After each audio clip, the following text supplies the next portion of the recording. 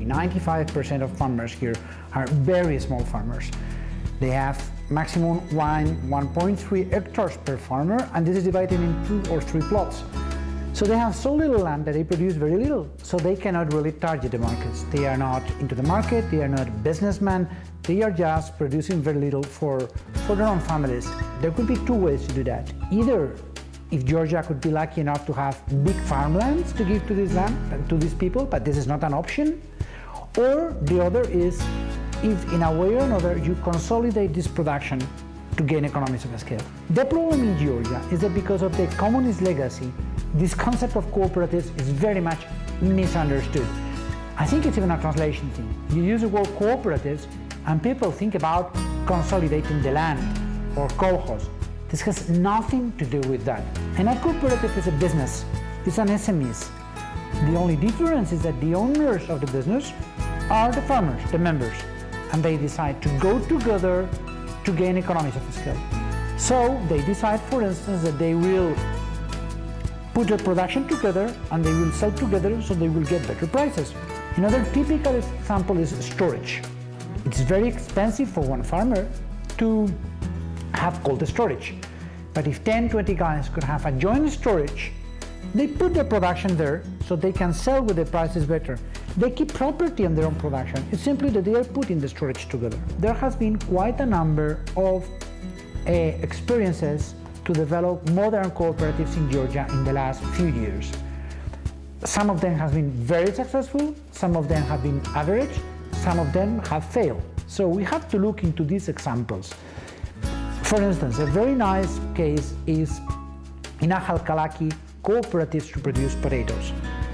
For now 5 or 7 years, these groups, who were assisted by the European Union, are working now by their own. They increase production, they get better income, and they are working there, and there are like 20 cooperatives in Ahalkalaki.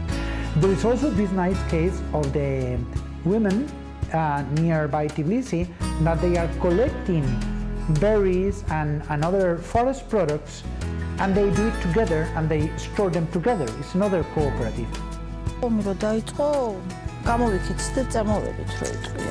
და ტოლთა განსახლების სამინისტრო მაგ წინამძღვრიან კავშირში დაგვასახლეს. თავრობამ მოგცა მიწის პატარა ნაკვეთი, საცაბოსტნეული მოყავდა, მაგრამ მარტო ბოსტნეულით ხარ შეიფარდება, ბავშვჩაცმა უნდა და დახურვაობდა და რადგან ეს კანონი გამოვიდა მერე კოოპერატივის აწყობისა, გადავწყვიტეთ, რომ გვეკრიფა ბიოტექნოლოგიის პროდუქტი ისეთი ის, რომელსაც ყიდვა არ დასჭირდებოდა.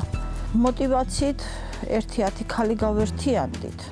86 კილოა ახლა შემდეგ გადავალობთ იქით იაშიგები და მოდი აწია იზო გენადი ოქტომბერში გავედით 9 ოქტომბრიდან და ნოემბრამდე ვკრიფეთ 8 ტონა არის გამშრალი ასკილი რაც მოვკრიფეთ ჩვენ კოოპერატივის წევრები 27-ნი ვიყავით გაერთიანებული მაგრამ ბოლო ჯამში 10-ნი ვიყავით 10 ქალი ვართ გაერთიანებული მაგრამ იყო ჯგუფები მაგალითად ოჯახები ვისაც შემოსავალი არ ქონდა იმათაც ვასაქმებდით ახლა რომ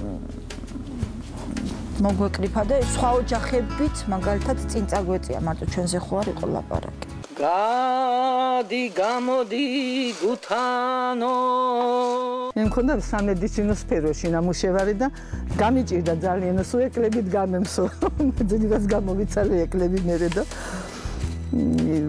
მე მივეჩვი თანდათან რა თქმა უნდა. ჩვენი შემოსავლის წყარო გაჩნდა ისე რომ რასაც ავიღებთ ამჟამად დიდი კმაყოფილებას გამოვთქვამთ იმითი, რომ ჩვენ ოჯახს წაადგა ეს ფული და ვიყენებთ რავი, რაშიც დაგვჭირდება, ზეთის ყიდვა იქნება, პესოგის ყიდვა იქნება, ყავის ყიდვა იქნება, თუ სხვა რაიმესი, ამ ყველაფერში მაინც გვადგება, გზის ფულად გვადგება.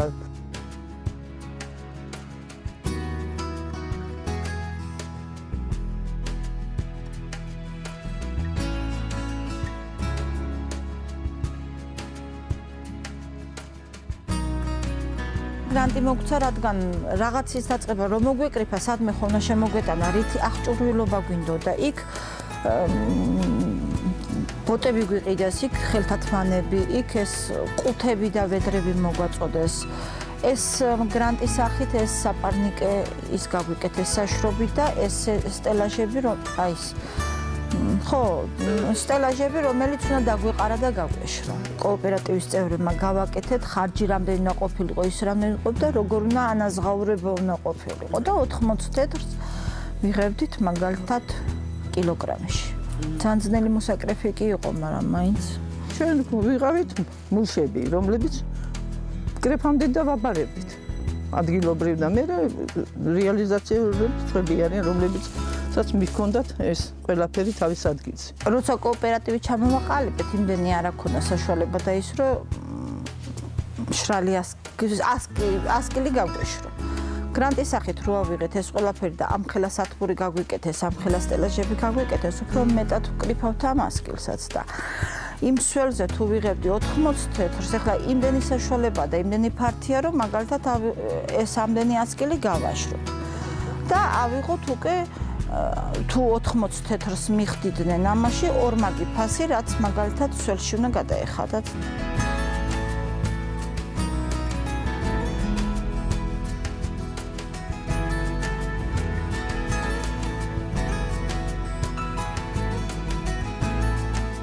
ბექა.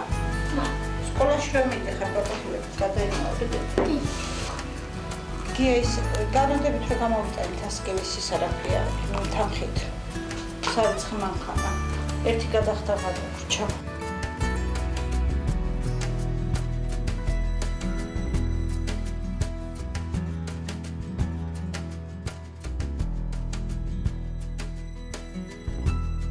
The European Union is providing this European Neighbourhood Policy for Agriculture and Rural Development, ENPARD program.